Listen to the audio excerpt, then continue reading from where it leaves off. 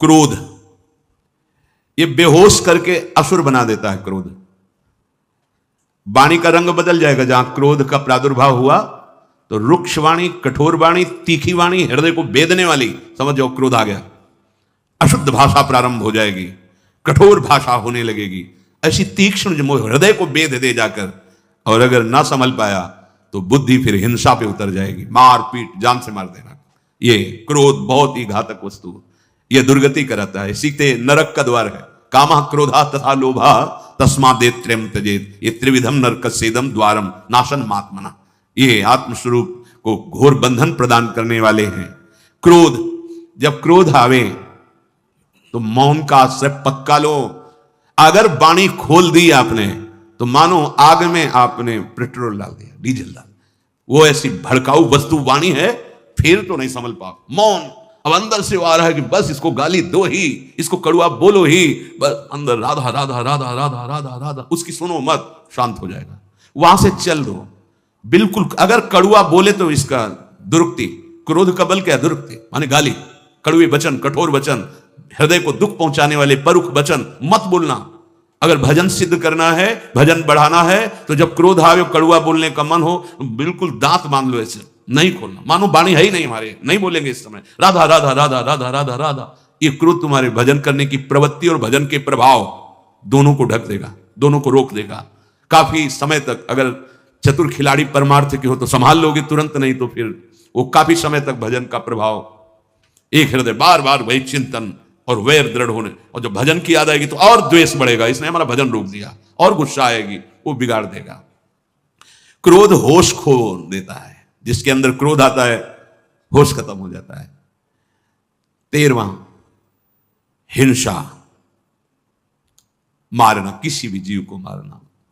ये इसीलिए सबसे प्रार्थना करते हैं जहां तक शब्द कान में पहुंचे कि जो लोग ये हिंसा, एक होता है हिंसा करना, और जैसे आप मानसला के पास तो हिंसा में सम्मिलित हो गए, वो हिंसा के समान ही माना जाता है। तो जो आप अभक्ष्य पदार्थ पाते हैं, जीवों की हिंसा होती है, जो हमारे लिए निषेध किया गया है, जो हमारे लिए निषेध है, वो बिल्कुल ठीक नहीं। किसी भी जीव के शरीर को पका के खाना मतलब अपना नाश करना, अपने सुकृतों का नाश करना, अपनी आयु को व्यर्थ करना। भूल जाओ कि तुम बलशाली हो, कितने बलशाली हो। काम पर विजय प्राप्त करके दिखाओ, क्रोध पर विजय प्राप्त करके। लोभ, मोह, मद, मत्सर तो तुम्हारे बल को समझे। शरीर बलशाली है, भोग तुम्हें गुलाम बनाए हुए, तुम समझते हो विश्व विजेता है। नहीं नहीं, मानव देह विषयों पर विजय प्राप्त करके भगवदानंद के लिए मिला है, और वो बल मिलता है पवित्र आचरण, पवित्र भोजन और भगवान नाम जप। इसीलिए सबसे प्रार्थना करते हैं, ये भूल भुलैया में मत भटको। तुम अविनाशी अजर अमर शरीर वाले नहीं हो, मरेगा तुम्हारा शरीर, और तुम जो ये पाप आचरण कर रहे हो भोगना पड़ेगा। अभी जो तुम तर्क उपस्थित करते हो कि हम नहीं खाएंगे तो कोई तो खाएगा, इसलिए हम ही खा लेते हैं, तर्क रखता है आत्मा की इच्छा को नहीं दबाना चाहिए। हाँ, अपनी आत्मा में कोई इच्छा ही नहीं होती, मूर्ख हो तुम। आत्मा समझते किसको?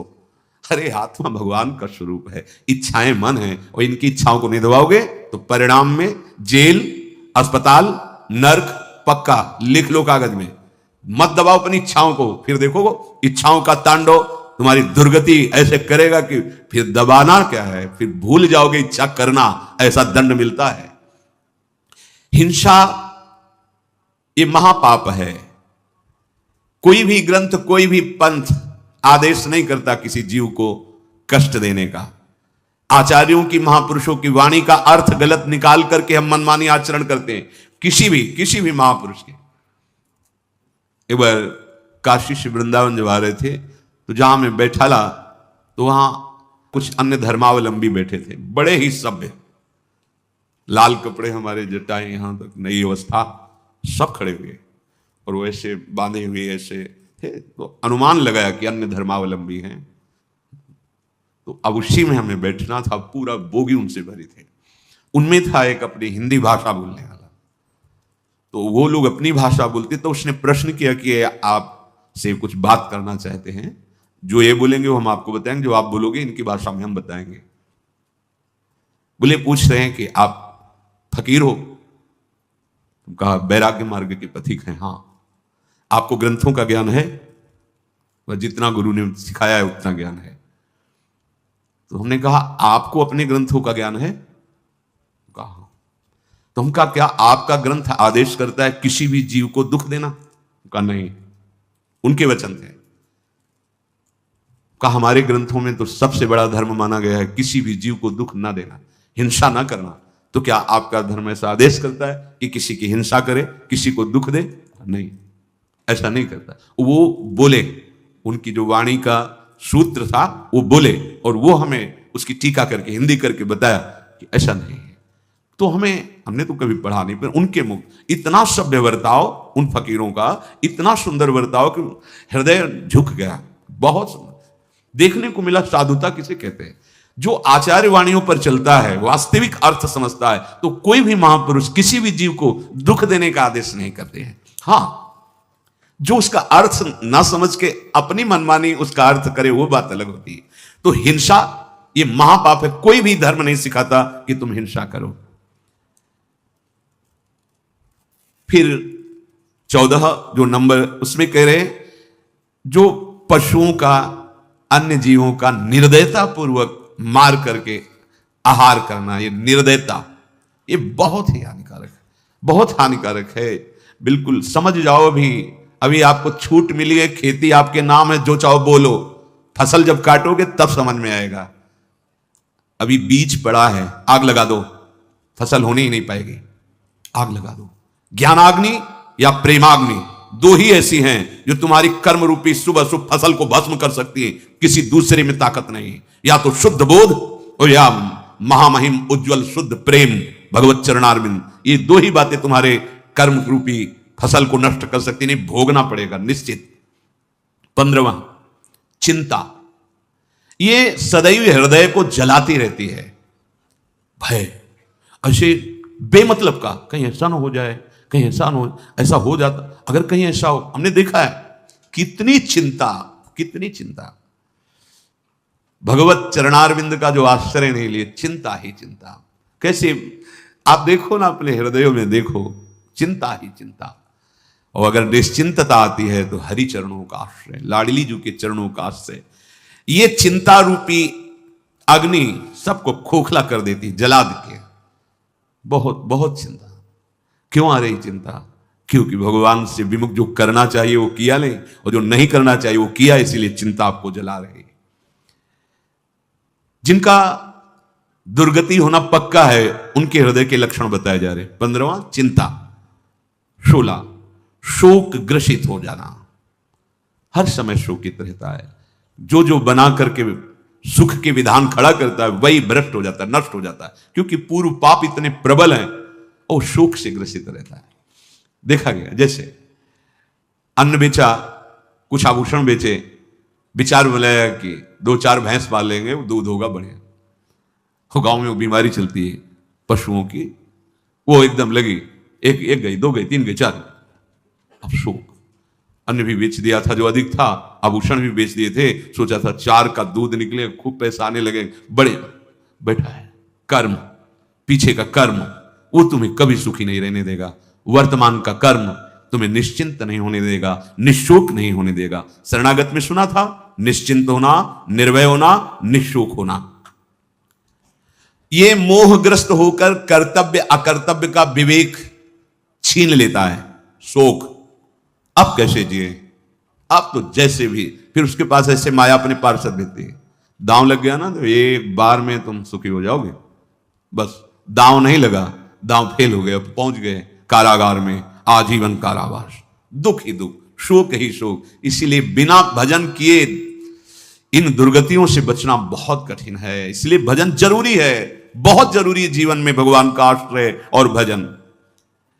17वां, अहंकार। ये समस्त दुखों का मूल है।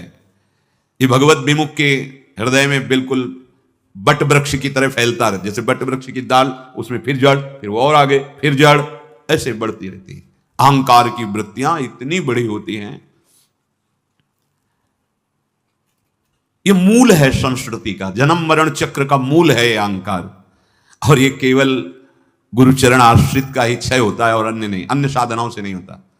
जो भी साधना करे पुष्ट होता रहता है। जो गुरु आदेश से चलता है तभी कहा चाहे शिव बिरंच सम होई गुरु बिनु भव निधि तरे न कोई, क्योंकि उसको लगता है कि जिन्होंने आदेश किया वही भजन करवा रहे हैं, उन्हीं का बल है। हम तो जब तक उनकी कृपा नहीं थी तो क्या थे, हम जानते थे ये सब गुरु कृपा है, ये सब इष्ट कृपा है, ये सब सत्संग की कृपा है, ऐसा उसके अंदर आता है। तो बड़े से बड़ा साधन भी करता है पर अहंकार नहीं होता।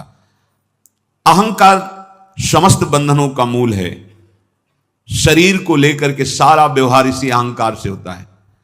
आखिरी में ये नाम पे फंसा देता है, मेरा नाम हो जाए, ऐसा कुछ करूं मेरा नाम हो जाए।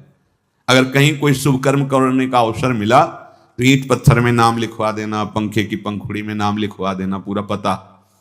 और ऐसे ऐसे लीलाएं होती कि हंसी आती है कि स्वयं अखिल कोटि ब्रह्मांडों के स्वामी आए, उनका तो तुम नाम नहीं जप रहे हो, तुम्हारा नाम कौन जप। बड़े बड़े महल बना के चक्रवर्ती राजा, कौन नाम उनका, तुम्हारा नाम लेगा, दो चार ईंट लगवा दी।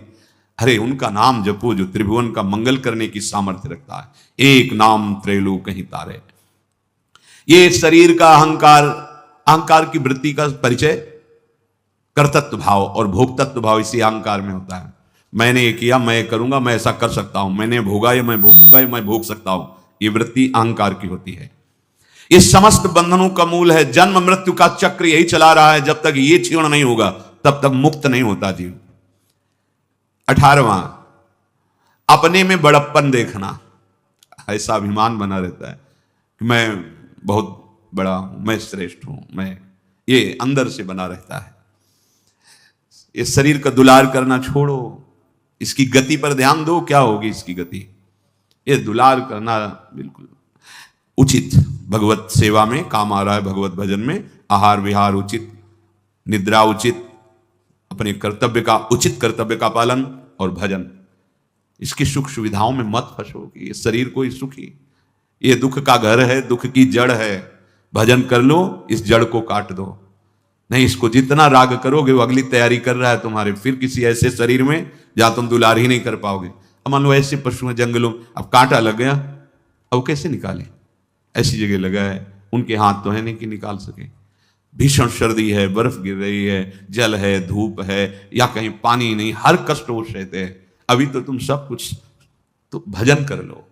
इस शरीर के झूठे दुलार और अभिमान में मत फंसो। ये लगा रहता है मैं बड़ा बन जाऊं, मैं बड़ा। अरे बड़े के हो जाओ तो बड़े वो बना देंगे। भगवान का आश्रय ले लो, वो बड़े बना देंगे। अब जिनसे बड़े बनना है उनसे तो विमुख हो, तो माया तुम्हें बड़ा बना देगी क्या? माया तो सिर्फ हरिजस गाने वालों का सपोर्ट करती है, हरि विमुखों को तो नचाती है, नचाती है।